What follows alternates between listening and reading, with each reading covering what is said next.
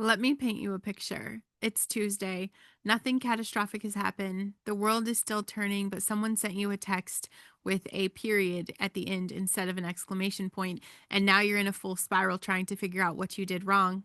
Or your boss skipped your name in a meeting shout out, and you spend the next 4 hours mentally drafting your resignation letter. Or your kid left their shoes in the middle of the floor again, and suddenly you're not just annoyed about the shoes, but like you're literally questioning your entire parenting philosophy and whether you've completely failed as a human being. Sound familiar? Yeah, that's not a bad day. Those are your feelings driving the car. And here's the problem with letting your feelings drive. They don't have a license and they don't know where they're going, and they absolutely will take you somewhere you did not intend to end up. Emotional maturity is not about feeling less. It's not about being a stoic robot who never has a bad moment. It is about being the one in the driver's seat. Not your anxiety, not your wounded ego, not the version of you that formed the opinions at age 9 and never updated them. You, the grown, God made, called for a purpose you. That person needs to be making the decisions. And today I want to talk about how to get them back behind the wheel. Welcome back to the Listen Bitch podcast. This is the rebellion season, and let me remind you why I started this, okay? Because things are not fine. The fucking world is on fire. The government is not your friend. Big food is engineering products specifically designed to make you sick and keep you coming back. Big pharma profits when you stay medicated and dependent. Big tech is selling your attention, your data, and your children's nervous systems to the highest bidder. And all of it works better when you are reactive, emotional, exhausted, and too overwhelmed to think clearly. A dysregulated population, that's a controllable population. That is not a conspiracy theory. That is a business model. So when I talk about emotional maturity, I'm not talking about self-help bullshit, okay? I'm talking about one of the things, the most genuinely rebellious things you could do in a culture designed to keep you triggered. Learning to regulate yourself, to respond instead of react, to make decisions from clarity instead of chaos. That is a direct threat to every system that profits from your dysregulation. We're 16 episodes deep into this rebellion, and I can feel the shift, and I hope you can too.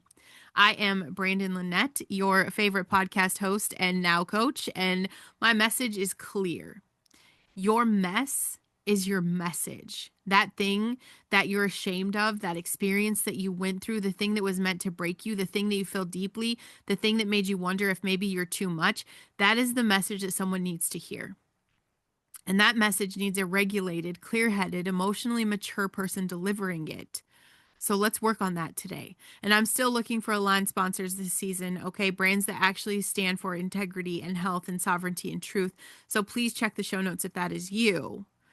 But now let's talk about getting your feelings out of the driver's seat.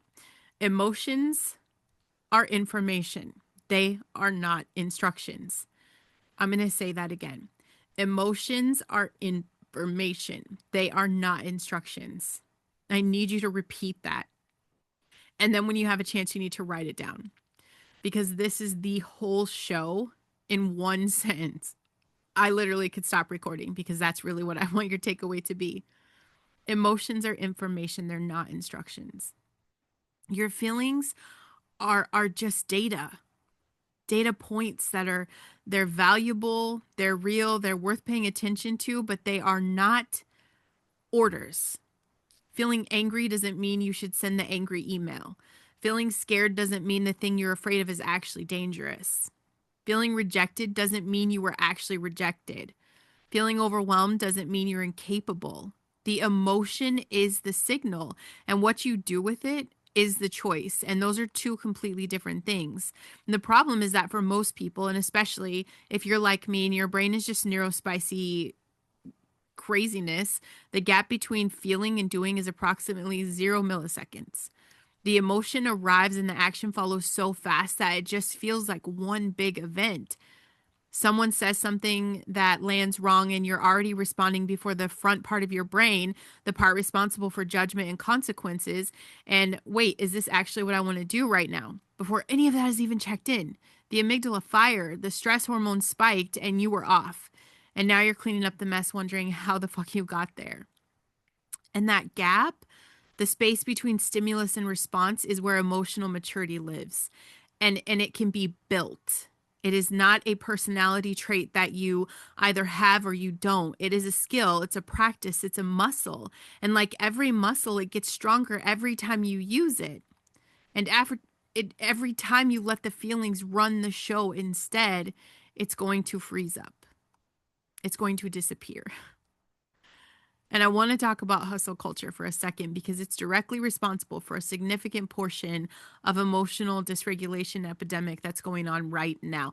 Hustle culture told you that exhaustion is a badge of honor, that busy equals important, that if you're not grinding, you're falling behind. And a whole generation of people bought that shit, wearing 60-hour weeks like a trophy, confusing movement with progress, and calling depletion dedication. Here's the thing about running on empty. Empty people make terrible decisions. And it's not because they're bad people, because their prefrontal cortex is offline. Sleep deprivation, chronic stress, poor nutrition, zero margin. These are not just lifestyle inconveniences. This is a neurological impairment. A person running on 4 hours of sleep and 3 energy drinks is making decisions with the cognitive equivalent of a blood alcohol level that would get them arrested for driving. But we look at that person and we call them a hard worker. And Big Food loves this, by the way. They spent decades and billions of dollars engineering food that spikes your blood sugar, that crashes your energy and keeps you craving more and leaves your brain in a permanent low-grade fog. And a foggy brain is an emotional brain. A depleted nervous system cannot regulate. So you stay reactive, you stay impulsive, and stay exactly as easy to manipulate as they need you to be. This is not an accident. That is the product of their business model. And if you're neurospicy, emotional dysregulation, you guys, it's not a character flaw. It is a documented feature of how the brain is wired. Our brain in particular has differences in the circuits responsible for emotional regulation, which means the intensity of feelings is often amplified.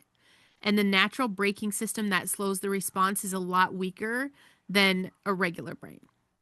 It's not an excuse. I'm just giving you context because you cannot fix what you don't understand. And you cannot understand what you've been told is just you being too sensitive, too dramatic, too much.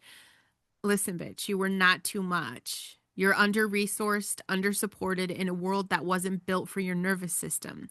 That's different, and it means the work isn't about feeling less.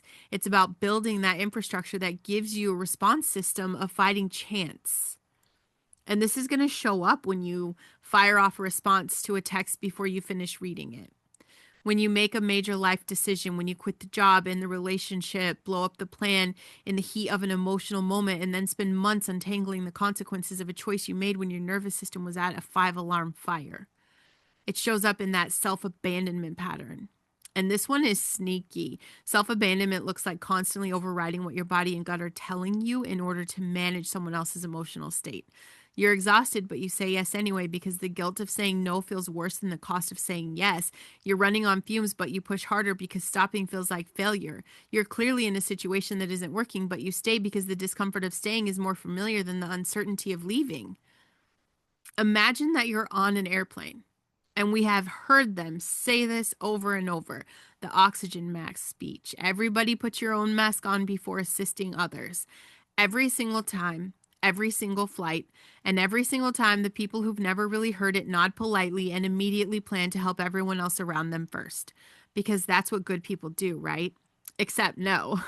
What good people do is stay conscious long enough to actually be useful. A person who passes out from lack of oxygen helps no one. A person who runs themselves into the ground trying to be everything for everyone helps no one either. Self-care is not selfish. It is the prerequisite for being genuinely useful to anyone. And it's going to show up in your spiritual life too. And here's where I want to be direct. Jesus was the most emotionally mature person who ever walked the earth. And think about that, because he felt everything. The deepest level of grief, righteous anger, profound compassion, real joy. He cried at Lazarus's tomb. He flipped tables in the temple. He stayed up all night in the garden, sweating through his anxiety about what was coming. He did not suppress. He did not perform. He felt it fully and responded from his values, not from his wounds. He is the model, not a stoic, not a people pleaser, not someone who went along to get along. A man who was so rooted in who he was and who sent him that no amount of pressure or manipulation or threat could move him off his purpose. That is the goal. Not to feel nothing, but to be so grounded in your identity and your calling that your emotions inform your responses instead of hijacking them. And this is the rebellion framing that I need you to hear clearly. An emotionally immature population is the most useful thing that the powers could ask for. And think about it. Reactive people don't think critically. They respond to whatever is the loudest. That's why we see people constantly changing the virtue signaling flags.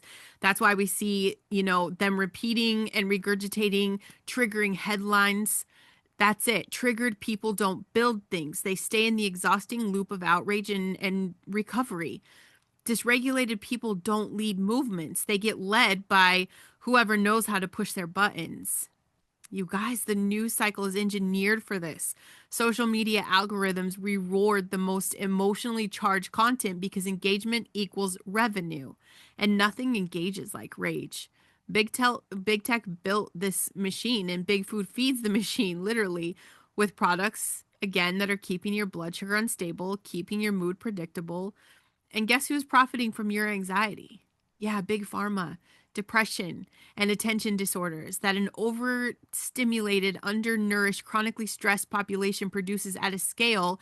And the government at every level has figured out that a divided, emotionally reactive ununited States is for easier to control than a united, clear-headed one. So when you do this work, when you build the pause, regulate your nervous system, make decisions from values instead of wounds, you're opting out of a system that was built to keep you in it. And I'm not exaggerating. This is the rebellion, 16 episodes in, and this is the through line. Every single thing we've talked about this season has been about becoming the kind of person that system cannot touch.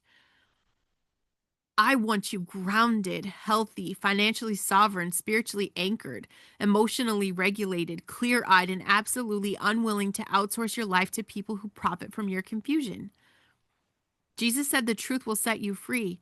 You guys, that's not just a fancy Instagram quote. It is a promise with a mechanism. When you know who the fuck you are, when you know who you truly belong to and what you're actually here to do, no algorithm, no fear campaign, no manufactured outrage can move you off of that. That is the life. That is the rebellion. So what you're going to do first is build the pause. Literally. When you feel the charge coming, that spike, the heat, the urge to immediately respond, give yourself 90 seconds before you do anything. Not 90 minutes, 90 seconds.